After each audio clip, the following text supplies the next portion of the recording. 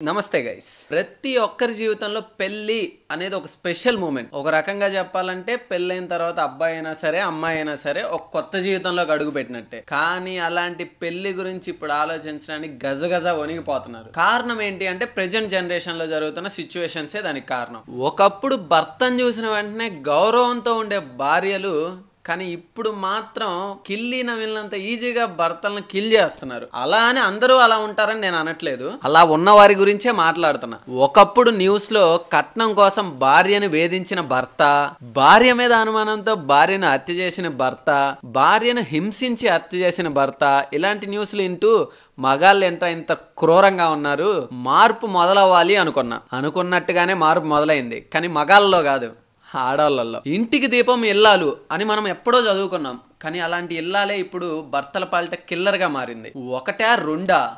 ఎక్కడ చూసినా భర్తను చంపిన భార్య, భర్తను మాస్టర్ ప్లాన్ వేసి చంపిన భార్య, భర్తను ప్రియుడితో కలిసి చంపిన భార్య, ప్రియుడి మోజులో పడి పిల్లలను భర్తను చంపిన భార్య అని ఎక్కడ చూసినా ఒకటే న్యూస్. మగవాళ్ళతో పోలిస్తే ఆడవాళ్ళ ఆలోచనలు చాలా మృదువుగా సున్నితంగా ఉంటాయి. అలాంటి కొంతమంది ఆడవాళ్ళ ఆలోచనలు మాత్రం ఇప్పుడు చాలా క్రూరంగా మారిపోతున్నాయి. ఎంతలా అంటే ఒక మనిషి ప్రాణం తీసేంతలా. ఎలా అంటే ఏదో కోడిని చంపినట్టు, దోమను నలిపేసినట్టు, చీమను కొట్టి చంపినట్టు చాలా సింపుల్ గా లేపేస్తున్నారు. ఎప్పుడూ లేని విధంగా ఆడవాళ్ళు ఇంత క్రూరంగా మారడానికి కారణం ఏంటి? అసలు భర్తలను పిల్లలను చంపాల్సిన అవసరం ఏముంది? దీని మీద ఓ లుక్ వేద్దాం పదండి. గత 5 సంవత్సరాల్లో భార్యల చేతుల్లో చనిపోయిన భర్తల సంఖ్య ఎంతో తెలుసా? 1 కాదు 2 కాదు, దాదాపుగా 800 మంది. అంటే 800 మంది ప్రపంచాన్ని వదిలి వెళ్ళిపోయారు. సారీ వెళ్ళిపోలేదు, భార్యలే దగ్గరుండి మాస్టర్ ప్లాన్ వేసి భర్తల్ని ప్రపంచాన్ని నుంచి వెళ్ళిపోయేలా చేశారు. ఎక్కువగా ఈ నేరాలు మహారాష్ట్ర, మధ్యప్రదేశ్, ఉత్తరప్రదేశ్, బీహార్, రాజస్థాన్ ఈ 5 రాష్ట్రాల్లోనే ఎక్కువగా జరిగాయి. అంటే సంవత్సరానికి 150 నుంచి 160 మంది భర్తలను భార్యలు ఈ ప్రపంచాన్ని నుంచి డిలీట్ చేస్తున్నారు. సినిమాల్లో కూడా ఇన్ని ట్విస్టులు ఉండవు. ఇంకా ఒక ఆమె అయితే పెళ్ళైన తర్వాత భర్తను నా ఒంటి మీద చేయకూడదు, అలా అయ్యాలంటే మనం ఒక గుడి దగ్గరికి వెళ్ళాలి అని చెప్పి మేఘాలయకు పట్టుకెళ్ళింది. కట్ చేస్తే అక్కడ మనుషులను వెడి చంపేసింది. ఎవరి కోసమో తెలుసా? ప్రియుడి కోసం. ఇంకొక ఆమె అయితే వాళ్ళ ప్రేమకి మొగుడు అడ్డుగా ఉన్నాడని చెప్పి భర్తను చంపేసి భర్త తల, మొండెం, కాళ్ళు అన్ని ఒక డ్రమ్ములో వేసి దాన్ని కాంక్రీట్ తో నింపేసింది. ఇంకొక ఆమె అయితే భర్తకి నిద్ర మాత్రలు ఇచ్చి భర్త నిద్రపోయే సమయంలో చున్నీతో భర్త మెడకు జుట్టి చంపేసింది. ఇక గద్వాలకు చెందిన మహిళంట పెళ్లి అయిన నెల రోజుల్లోనే భర్తను చంపడానికి 5 సార్లు ట్రై చేసి 6వసారి చంపేసిందంట. ఇక ట్విస్ట్లు ఎలా ఉన్నాయంటే మామూలుగా లేవు, సినిమాల్లో కూడా ఉండవు. ఇంకొక ఆమె అయితే భర్తను సైలెంట్గా చంపేసి ఆ రూమ్లో ఒక పాము వేసిందంట. అందరికీ పాము కాడుతో చనిపోయాడు అని నమ్మించడానికి. ఏమైంది? చివరకు దొరికిపోయింది. ఒక ఆమె అయితే భర్తను చంపేసి ఇంట్లో టైల్స్ కింద కప్పెట్టేసింది. ఒక ఆమె అయితే సమోసాలో పురుగుల మందు కలిపిచ్చి భర్తను చంపేసింది. అలా చెప్పుకుంటూ పోతే 1 కాదు 2 కాదు, చున్నీతో చంపడాలు, అన్నంలో విషం పెట్టి చంపడాలు, నది దగ్గరికి తీసుకెళ్లి నదిలో దోసేయడం, చంపిన తర్వాత డెడ్ బాడీని కాలువలో పడేయడం, ఇన్స్టాగ్రామ్ లో పరిచయమైన యువకుడు కోసం కట్టుకున్న భర్తను పాడెక్కించడం. ఇలా కొంతమంది మహిళలు శారీరక సుఖం కోసం, మరికొందరు ప్రేమ పేరుతో అక్రమ సంబంధాలకు అడ్డుగా ఉన్నారని కొంతమంది అలా భర్తలను అడ్డు తొలగించుకుంటున్నారు. కొంతమంది అయితే పెళ్లికి ముందే ఒకటితో లవ్ లో ఉండి పెళ్ళైన తర్వాత మొగుని చంపేసి మనిద్దరం హ్యాపీగా ఉండొచ్చు అని చెప్పి ఇలాంటి ప్లాన్స్ కూడా వేస్తున్నారు.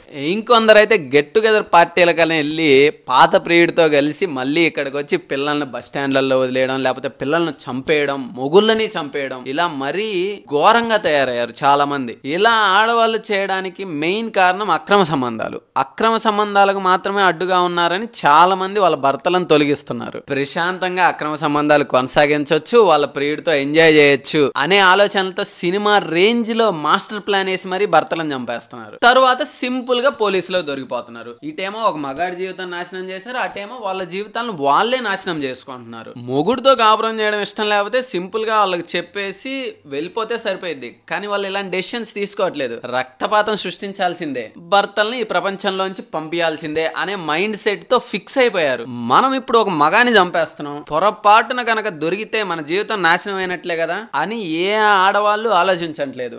సింపుల్ గా భర్తను చంపామా, ప్రియుడితో వెళ్ళిపోయామా అనే ఆలోచిస్తున్నారు. నిజానికి జీవితమే కాదు, ఎంతో మంది మగవాళ్ళ జీవితాలు ఇలాంటి వాటి వల్ల నాశనం అవుతున్నాయి. అందుకే మగాళ్ళ కోసం కూడా కొన్ని చట్టాలు రూపొందించాల్సిన అవసరం తప్పకుంది. ఎందుకంటే భవిష్యత్తులో ఇలాంటి నేరాలు ఘోరాలు ఇంకా ఎక్కువగానున్నాయి. ఆడవాళ్ళు ఎక్కువగా ఇంట్లో ఒంటరిగా ఉండడం, అందరి చేతిలో ఆండ్రాయిడ్ మొబైల్స్ ఉండడం, వాళ్ళ దగ్గర ఇన్స్టాగ్రామ్, స్నాప్చాట్, ఫేస్బుక్ లాంటి సోషల్ మీడియాలకు ఈజీ యాక్సెస్ ఉండడం, కొత్త పరిచయాలు కావడం, ఆ పరిచయాలు కాస్త 4 మాటలు, తరువాత కుదిరితే కప్ కాఫీ దాకా కూడా వెళ్తున్నాయి. అసలు పరిచయం లేని కొత్త వారితో మాట్లాడాల్సిన అవసరం ఏముంది? మీ భర్త కంటే మీకు ఎవరు ఎక్కువ కాదు కదా. కానీ కొంతమంది ఆడవాళ్ళు ఇక్కడే బురదలో కాలేస్తున్నారు. అలాంటి కొత్త పరిచయాల వల్లే భర్తల ప్రాణాలు గాల్లో కలుస్తున్నాయి. నేషనల్ క్రైమ్ రికార్డ్స్ ప్రకారం ఇలాంటి హత్యలు ఇంకా ముందు ఎక్కువగా జరిగే ఛాన్సెస్ ఉందంట. ఇప్పటికే భార్యల చేతుల్లో భర్తల ప్రాణాలు చాలా వరకు గాల్లో కలుస్తున్నాయి. దీని మీద దృష్టి సారించకపోతే భవిష్యత్తులో మరిన్ని ఘోరాలు చూడాల్సి వస్తుంది. మన తెలుగు రాష్ట్రాల్లో కూడా ఏం తక్కువ కాదు. ఇక్కడ కూడా భార్యల చేతుల్లో భర్తలు బలవుతున్నారు. రీసెంట్గా ఒక న్యూస్ వచ్చింది.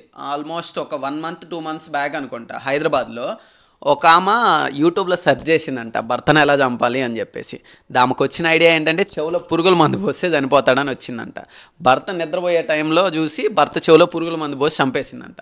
అట్లున్నారు. ఎవరైనా ఇలా భర్తలను చంపాలనుకున్న వాళ్ళు మాత్రం చంపకుండా మీకు నచ్చిన వాళ్ళతో వెళ్ళే ఒక ఆప్షన్ కూడా ఉంది. చంపాల్సిన అవసరం లేదు. ఎందుకంటే ఒక మగాన్ని నమ్ముకొని ఒక కుటుంబం మొత్తం బతుకుతుంది. ఇంకొంతమంది మగాళ్ళు అయితే పెళ్ళైన తర్వాత కూడా వాళ్ళ భార్యల కోసం కష్టపడి పనిచేసి డబ్బు సంపాదించి వాళ్ళని ఏది కావాలంటే అది చదివించి వాళ్ళని ప్రయోజకులను చేస్తున్నారు. ప్రయోజకులైనాక వాళ్ళు ఏం చేస్తున్నారు?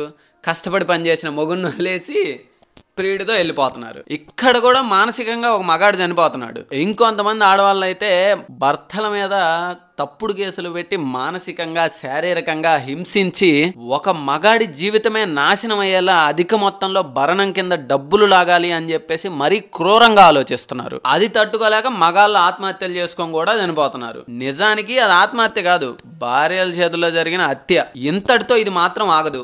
భవిష్యత్తులో మనం చాలా చూడబోతున్నాం. అందుకే అన్నలు, తమ్ముళ్ళు జాగ్రత్తగా ఉండండి. అలానే నేను ఆడవాళ్ళు మొత్తం తప్పు అని నేను చెప్పట్లేదు. తప్పు చేసిన వాళ్ళ గురించే మాట్లాడుతున్నా. Guys, like and share button నొక్కేయండి. అండ్ సబ్స్క్రైబ్ బటన్ కూడా నొక్కేయచ్చు కదా.